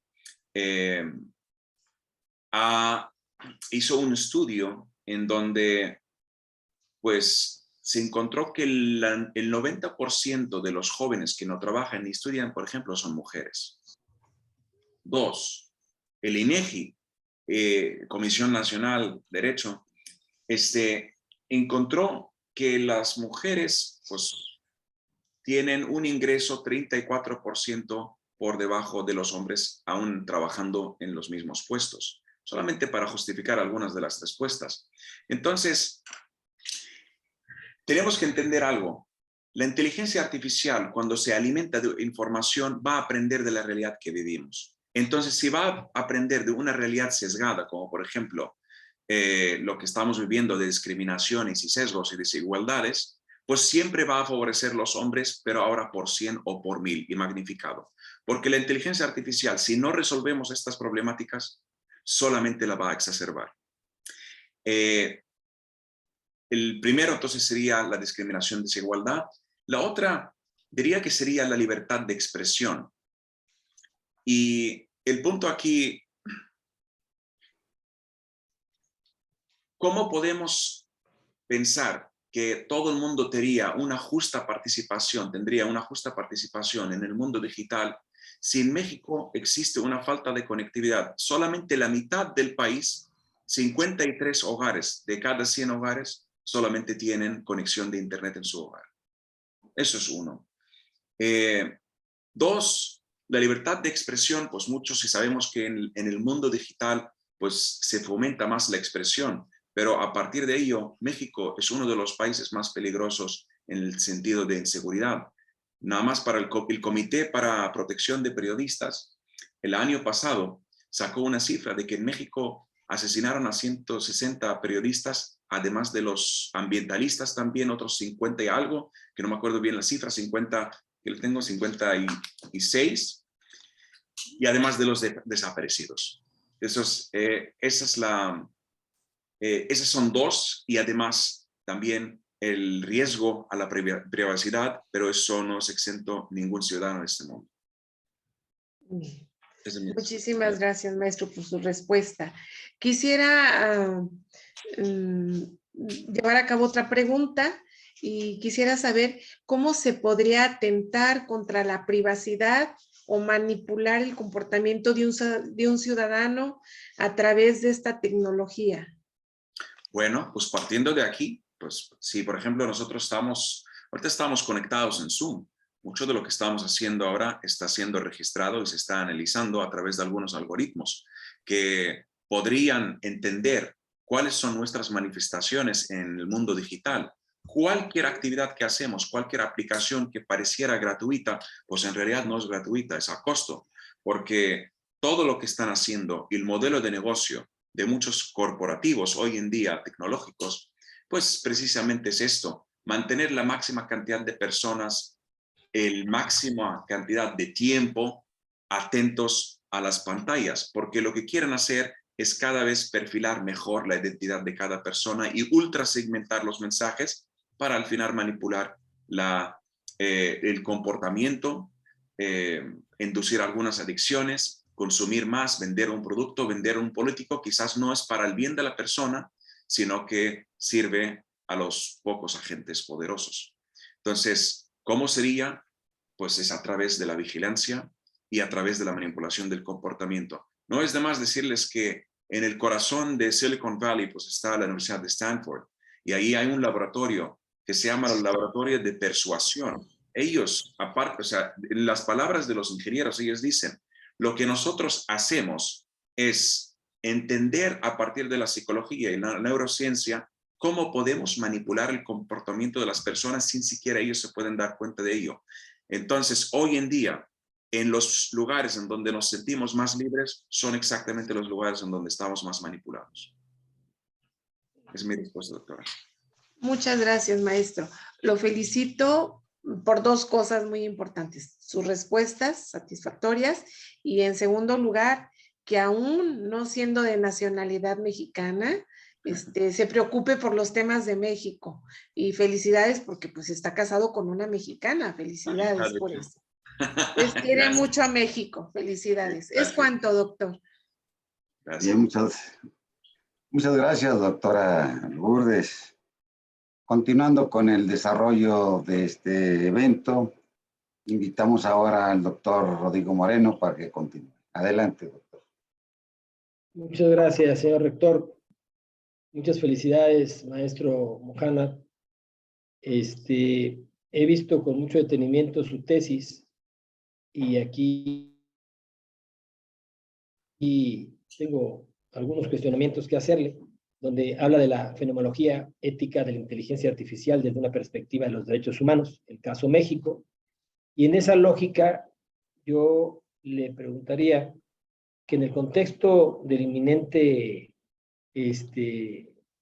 la inminente cuarta revolución industrial que se describe usted muy bien y de una manera muy puntual en su tesis, y en donde se destacan como los principales protagonistas, por una parte, a la Unión Europea, a los Estados Unidos de Norteamérica y a China, como lo dijo también en su intervención, a su juicio y conforme al cúmulo de su investigación, de todo lo que usted ha realizado, yo le quisiera preguntar, ¿qué rol lleva México desde la sociedad civil? ¿Qué rol juega México desde la sociedad civil y del gobierno? ¿Y qué se necesita para que México juegue un papel importante fundamental en este ejercicio. También le quisiera preguntar en su capítulo 4, para ser exactos, en la página 4 y 7, perdón, en la página 189, en donde usted habla que dentro de las propuestas que formula en relación a las problemáticas identificadas que vive México, se indica la necesidad de actualizar el marco jurídico en materia de protección de datos personales. Y esto lo sostiene usted diciendo que es con el fin de promover un mayor acceso bajo criterios éticos y la protección privada. En ese sentido, ¿en qué parte específica del marco jurídico vigente de México, de nuestro país, se estima es necesaria su actualización? ¿En dónde la tendríamos que hacer ese ajuste a estos grandes temas? Es decir, a nivel constitucional, a nivel legal o reglamentario en su caso. Y finalmente, me gustaría preguntarle de qué manera concreta para usted es posible que la inteligencia artificial pueda fungir como un catalizador para impulsar el desarrollo económico y social de México, específicamente en las zonas territoriales de más alto índice de abandono o desprotegidas o atrasadas en el aspecto tecnológico. Esos serían mis cuestionamientos, maestro Mohanad, por favor. Muchas gracias, doctor Moreno. Muchísimas gracias. Bueno, yo quisiera empezar desde, de hecho, la última pregunta. El desarrollo económico, de hecho, nada más partiendo desde esto, si hacemos una simulación, de hecho fue una simulación por parte de Doug Frontier y Microsoft, que hicieron una simulación de máxima adopción de la tecnología de la inteligencia artificial. Y se estima que la economía el Producto Interno Bruto se podría duplicar, incluso triplicar, si simulamos una máxima adopción de la inteligencia artificial. Va a pasar de 2.4 y la estimación es a 4.6 o incluso 6.4 si llegamos a lo que ellos llaman una máxima adopción. Ahora bien, esa misma consultora internacional, Docker & Frontier, ellos lo que hicieron es clasificar a todos los países, e incluso dentro de los países, a las diferentes ciudades, con algunos índices de preparación para la adopción de la inteligencia artificial. Por ejemplo, México salió el segundo lugar después de Chile en posición más fuerte en cuanto al eje de desarrollo y difusión. Es decir, México está muy preparado en cuanto al ecosistema, a las políticas, a acelerar la adopción de la inteligencia artificial. No obstante, es uno de los más débiles, junto con Costa Rica, a poder garantizar una participación justa y equitativa para todos los grupos sociales de México, específicamente, por ejemplo, los pueblos indígenas y también las mujeres. Y bueno, para el tema de cómo podría México jugar un rol, para nada más conectar este punto, primero que nada debería de entender que si no se genera una solución en cuanto a las crisis laborales que podría enfrentar México a la hora de adoptar esto, la inteligencia artificial, pues puede caer en un gran problema. ¿Por qué? Antes, por ejemplo, incluso ahora, el tema económico es que se puede quejar, el problema es la explotación de la mano de obra. Pero ¿qué sucede si una máquina en California se vuelve más rentable para producir textiles que la mano de obra en México? ¿Qué pasa cuando producir en Estados Unidos se vuelve más rentable que maquilar en México? Pues el problema de la irrelevancia es mucho más peligroso que el problema de la explotación. Entonces, ¿qué es lo que se podría hacer? Yo creo que también acá recalco algo que también decía el maestro Roberto, es la educación y la capacitación no viciar nada más las carreras de alta capacidad o las de alta especialización para las personas que solamente tienen acceso a ello, pues las personas con un ingreso más alto, y sabemos que en México pues no todo el mundo tiene un acceso igualitario a la educación.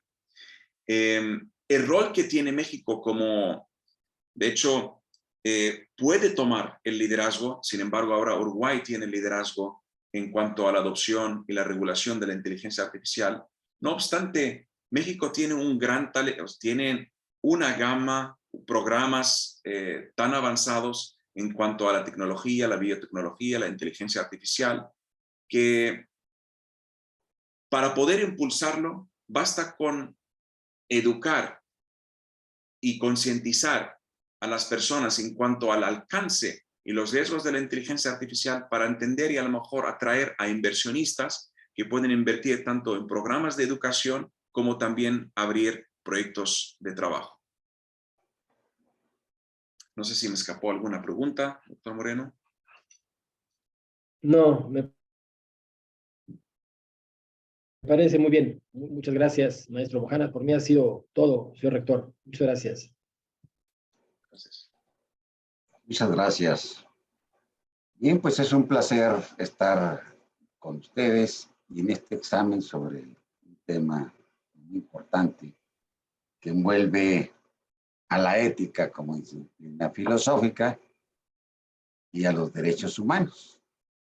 Entonces, aquí empezaríamos por establecer un concepto de lo que es ética y un concepto de lo que son derechos humanos para vincularlo al tema concreto y central que es precisamente la inteligencia artificial. Incluso, de igual manera, algunos contenidos concretos de inteligencia artificial. Si es tan amable, estimado maestro Mojana. Adelante. Sí, doctor, al final se cortó la pregunta. Se cortó la Sí, voz. bien, lo que es importante es envolver el concepto de ética, derechos humanos, con el tema central, que es precisamente la inteligencia Artificial, sí. artificial. La pregunta es, ¿cómo envolver? ¿Cómo envuelve? Porque la tesis precisamente... Claro, claro, claro. Porque hace referencia a la fenomenología ética, Claro. de la inteligencia artificial, desde una perspectiva de los derechos humanos. Claro. Que envuelve derechos humanos, envuelve ética, envuelve inteligencia artificial. Entonces, tendríamos que ver, primero que nada, cuál es el concepto de ética desde el punto de vista que se maneja en esta tesis. Claro. Sí, y incluso la conexión entre estos tres, sabemos que cualquier tecnología, incluso el fuego, el cuchillo, pues cualquier tecnología puede tener un uso antiético como lo puede tener un uso ético. Entonces, la inteligencia artificial, para pensar que cualquier problema puede considerarse como un riesgo o un problema ético, pues debemos de entender que no hay una respuesta clara en cuanto a si, cuándo, en qué situaciones se puede considerar bueno o en qué situaciones se puede considerar malo. Y por lo mismo, la inteligencia artificial como una disrupción, y poca gente incluso podría decir qué podría suceder o qué cambios podrían haber.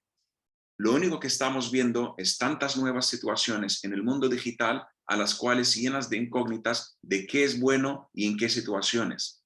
Entonces, ese es el tema de la ética. Ahora, en cuanto a los derechos humanos, es la búsqueda del Santo Grial poner a una colaboración internacional para sacar o para poder aterrizar criterios claros que pueden establecer las responsabilidades de forma clara para el gobierno de qué regular o con base en qué regular.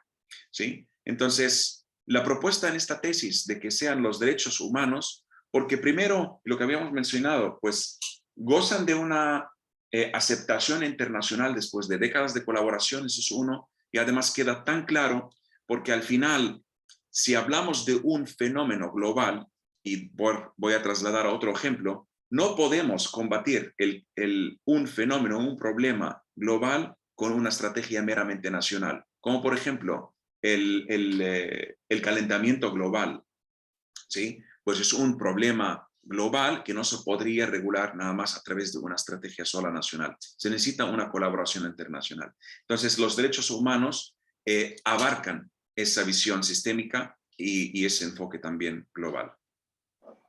Bien, la ética tiene, es la disciplina, desde luego, filosófica que tiene por objeto el orden normativo moral. Y el orden normativo moral nos viene, obviamente, de costumbre, con etimología, y que se vincula con ethos, que también significa, obviamente, que va hacia la ética.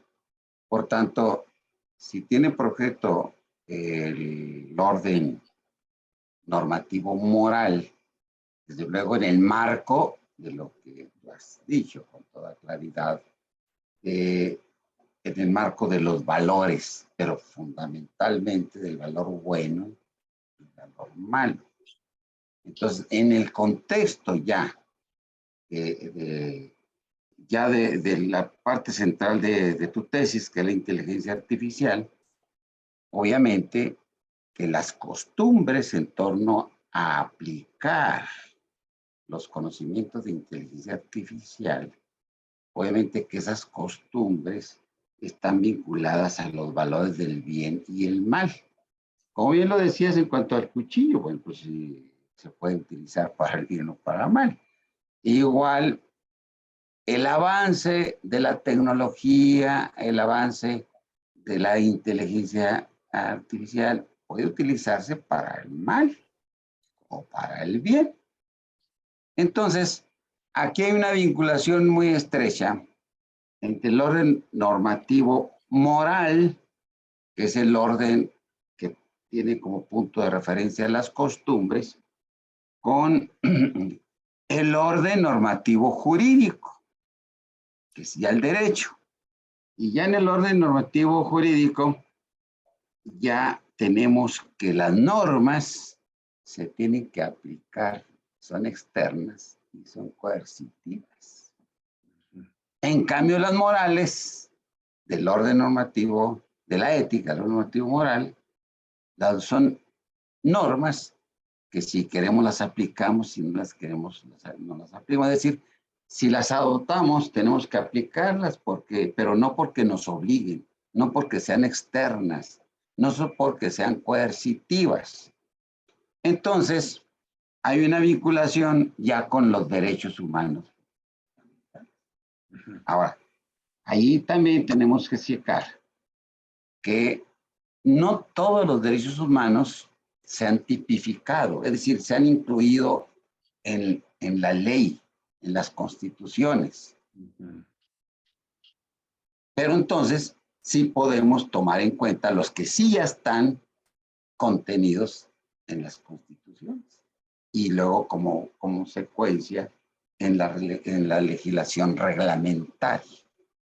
Entonces, ¿qué hay que hacer? Bueno, pues qué importante que estés partiendo de la ética, es decir, como una fuente del derecho en un tema novedoso, totalmente novedoso, que es la inteligencia artificial, porque finalmente las costumbres van dándose en razón de los fenómenos que se van presentando y que son nuevos, y en este caso pues es nuevo el fenómeno, bueno, relativamente nuevo, pero sí hay un avance tremendo.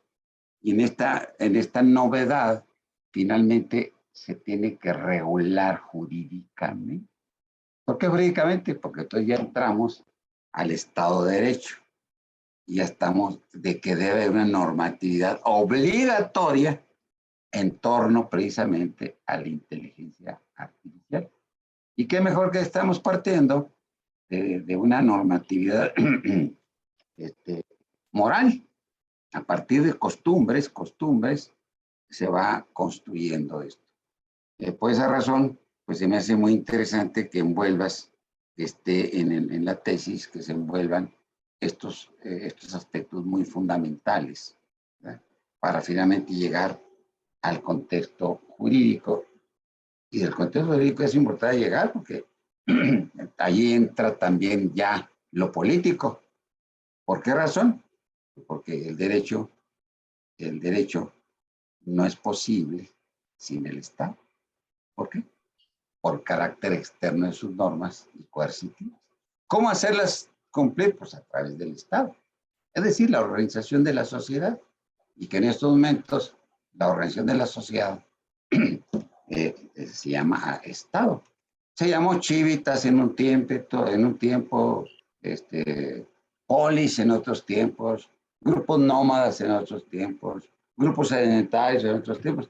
Y ahora, ¿qué le llamamos a la organización política de nuestros tiempos? Le llamamos Estado. Por tanto, la ciencia política tiene por objeto el estudio del Estado como la organización de la sociedad de nuestros tiempos. Pero eso no quiere decir que no se estudie todo lo anterior, y más desde los puntos de vista de los filósofos, como en el evento anterior hice una referencia muy puntual del ahora doctor Roberto Torres, precisamente de todos los conocimientos filosóficos que deben considerarse para la mejor convivencia humana y que desafortunadamente estamos en crisis porque se ha abandonado lo que es la filosofía, lo que es el derecho, lo que es la ciencia política. Ya estamos con cantidad de ocurrencias y desde luego con una crisis tremenda de quienes conducen pues la mayoría de los estados y quienes conducen al mundo. Por eso es muy importante hablar también de Estado de Derecho, que pues en muchos países el Estado de Derecho está muy distante. Es decir, el Estado de Derecho es Estado de justicia y seguridad jurídica. En donde hay justicia y seguridad jurídica estamos en un Estado de Derecho. Pero nos vamos separando donde no lo hay. Ahora, ¿dónde? La última pregunta ya. ¿En dónde crees que puede haber, en qué país podríamos estar ante un Estado de Derecho? Es decir, un Estado de justicia y de seguridad jurídica, ya que tocaste los derechos humanos. ¿En qué país? ¿En qué países o país podríamos decir que hay Estados de Derecho? Pues sí, creo que tal como usted lo dijo, a lo mejor es una aspiración utópica a la cual pues tendemos unos más avanzados que otros. Al igual como, por ejemplo, cuando decimos una organización, pues como siempre he dicho, pues al final salimos y yo voy y digo, pues dice todo el mundo que somos organizaciones, pero no veo a nadie organizado. Solamente es un ideal ético al cual aspiramos. No obstante, a lo mejor un Estado de Derecho, pues creo que aquellos que algunos de los países que también el doctor Roberto ahora pues había mencionado, pues uno de los países escandinavos, que los países nórdicos, al menos para mí, siguiendo parte de los indicadores del World Health Happiness Report, por ejemplo, que estaba haciendo, pues podía reflejar cómo estos países están avanzados en ese sentido. Efectivamente, hay muchos países que se acercan mucho al Estado de Derecho, pero no tenemos, hasta ahorita yo no conozco un solo país que puedo decir, ya llegamos a un Estado de Derecho. Por eso también hay una confusión tremenda de lo que es el Estado de Derecho, porque muchos lo confunden con Estado de ley. Pero si hay un Estado de ley injusta, pues no es un Estado de Derecho. ¿Por qué? Porque el derecho es valor, el derecho es justicia, el derecho es seguridad jurídica. Entonces ahí es donde no están equivocados quienes quieren identificar el Estado de Derecho como el Estado de ley. Eso es necesario transitar del Estado de ley injusta al Estado de ley justa y del Estado de ley justa al Estado de Derecho. Y precisamente nuestro instituto está señalando hacia el Estado universal, por la senda del derecho. ¿Cuándo vamos a llegar al estado universal? Todavía no lo tenemos, pero hay que aspirar. Y si no aspiramos, no planeamos. Y si no planeamos, no construimos, no realizamos. Entonces, es muy importante que en esta tesis, pues hay aspiraciones muy concretas en torno precisamente a un tema muy importante y que obviamente para allá vamos. Es necesario estar totalmente al día del acontecer mundial, del acontecer social, pues para estar realmente respondiendo y adaptándonos a los nuevos tiempos. Incluso, Así, adelante. nada más un segundo, una intervención rápida. Sí.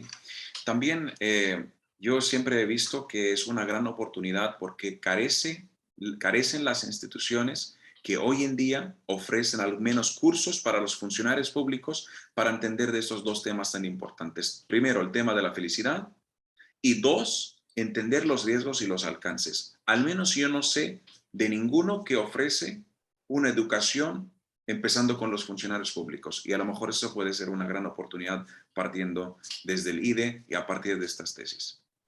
Así es, y muy bien la intervención porque hay cursos para los diputados y no va ningún diputado, va sus asesores. Entonces, no hay una vinculación estrecha entre las universidades, entre las instituciones educativas con las demás instituciones. Y eso es grave, gravísimo, porque se pierden muchas reflexiones y porque llegamos a improvisar nada más. En la conducción política, puras improvisaciones, puras subjetividades. Y no se atiende el esfuerzo que se hace en las instituciones educativas, donde se cultiva la ciencia. Y si cultiva la ciencia, los resultados de esas reflexiones deberían de aplicarse pues cotidianamente. Por eso estamos en crisis permanente, porque desafortunadamente no hay.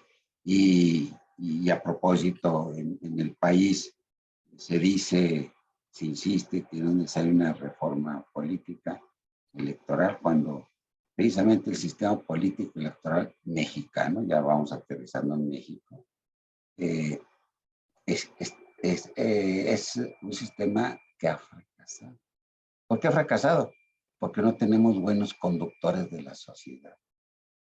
Si eligiéramos a los mejores, si el sistema tuviera los elementos y tuviera la normatividad adecuada para elegir a los mejores, pues tendríamos buena conducción política. Y como lo decía el doctor Roberto Torres, bueno, pues una fuente de felicidad posiblemente en esos países es porque pues tienen buenos gobernantes que se están preocupando por la felicidad. Y aquí no, aquí es el enriquecerse en lugar de estar luchando por los demás, están realmente buscando cuestiones meramente subjetivas y de grupo. Pero en fin, todos los temas van relacionados y todos los temas finalmente llegamos a los temas de la conducción política, porque todo nos interesa, porque si una mala conducción política, por más esfuerzos que hagamos en las universidades, pues la propia conducción deficiente, pues genera y va a generar cantidad de problemas. Entonces, lo señalado, la educación, la investigación científica, punto de partida para la mayoría de los temas que tenemos y para la solución de los problemas. Con esto terminamos el examen. Igual, unos momentos para deliberar. Gracias.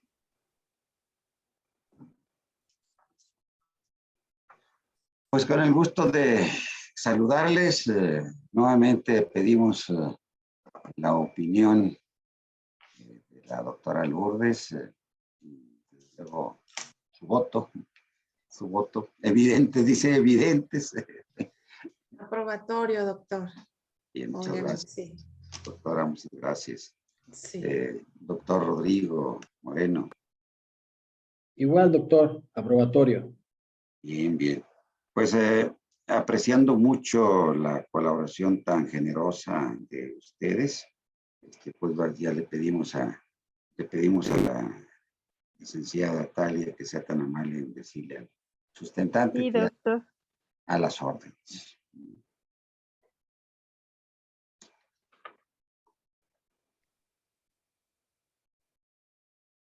Bien, damos a conocer, si pueden ampliar la pantalla, como tenemos.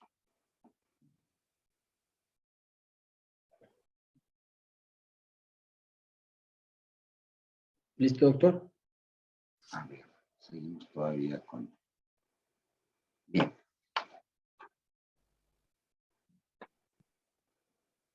Permítanme.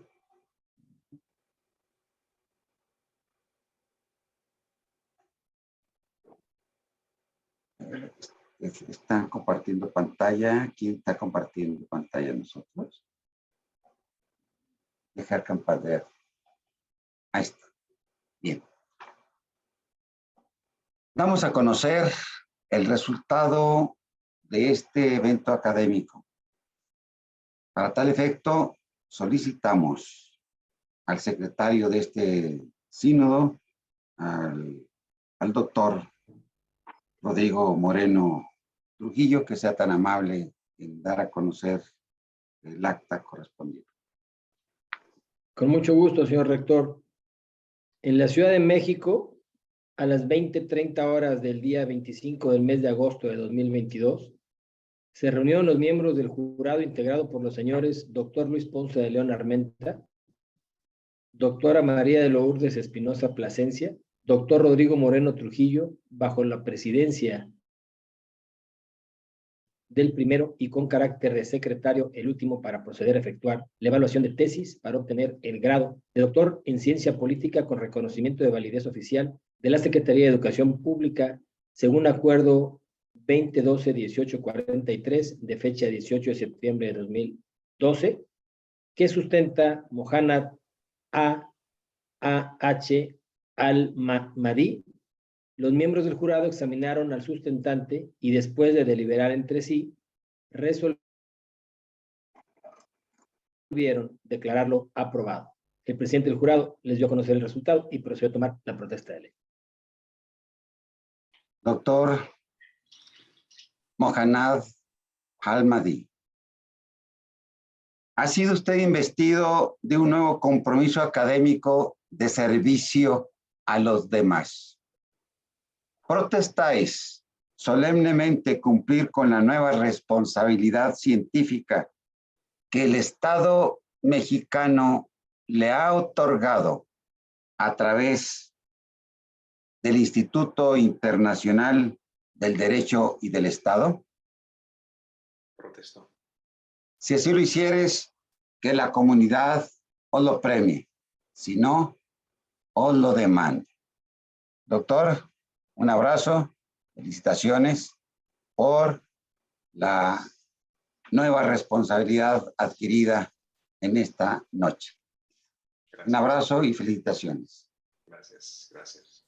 Gracias a todos. Gracias, doctor Armenta, doctor Moreno, doctora Lourdes, por todo el tiempo y por todo este lindo viaje que hemos pasado juntos. Felicidades, doctor. Yo sigo con maestro, ¿no? Doctor Mohanad, felicidades. Gracias. Buenas noches. Muchas felicidades, Mohanad. Gracias, felicidades.